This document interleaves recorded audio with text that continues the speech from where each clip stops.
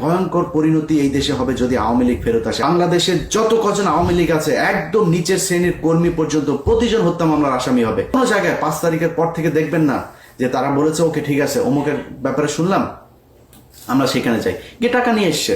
দেশবাসীর জানা দরকার, যেদিন আফ্রিদির সাথে এই যে নতুন করে তার সাথে আমার বাঁধলো কেন শোনেন, আফ্রিদির বাপ যেদিন আটক হলো আমরা সারা রাত জেগে খোঁজ রাখছি কোথায় কি হলো কি হচ্ছে।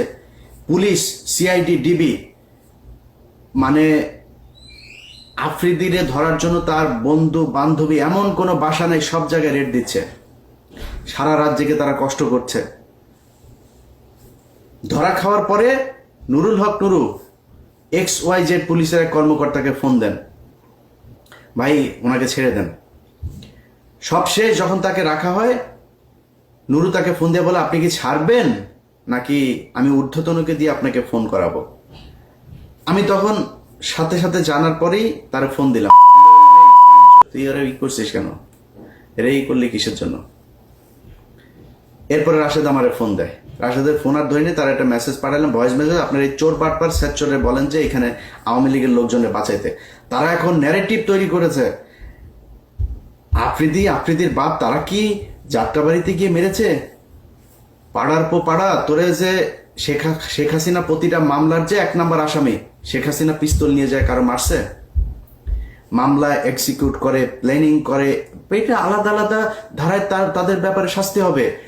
যার দায় যতটুকু, সাংবাদিক আসামি হবে, যেই ব্যবসায়ীরা বলেছে যে শেখ হাসিনার পাশে যে 3 তারিখ পর্যন্ত তারা পাশে থাকা, তাদের বিচার হবে, হইতে হবে, যার যতটুকু প্রাপ্য সেটুকু তার বুঝাইতে হবে।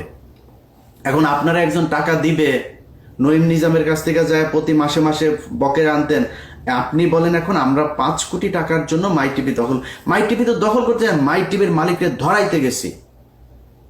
এরপরে তার সাথীর ছেলেরে ধরা হইলো, সাথীর ছেলেরে ধরানোর পরে এই যে নুরুর সাথে আমার যে ফোনে যে বাকবিতণ্ডা হচ্ছে না, আমি কিন্তু পাবলিক করি নেই, চুপচাপ আছি।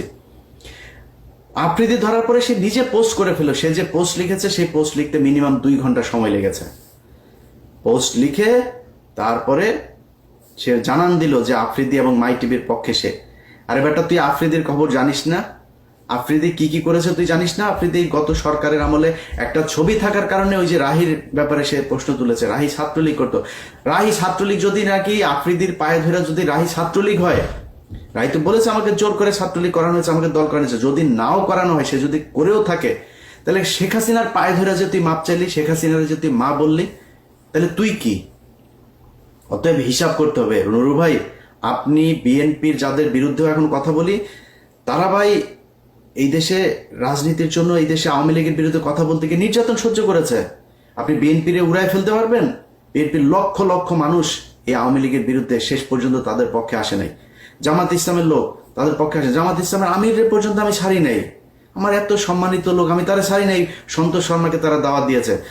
আমি সেই জায়গায় যুদ্ধ করি ভাই, আমার নিয়ে এইসব চাঁদামাজি মাদামাজি এগুলি বলে লাভ নেই, আপনি যা মন চায় বলেন। খুব বেশি কষ্ট পাই নাই, কারণ কি জানেন, নুরুর চাইতে ভয়ঙ্কর পরিণতি এই দেশে হবে যদি আওয়ামী লীগ ফেরত আসে। আর সেই আওয়ামী লীগকে ফেরত আসার জন্য, তাদেরকে পুনর্বাসিত করার জন্য নুরুরা কাজ করেছে।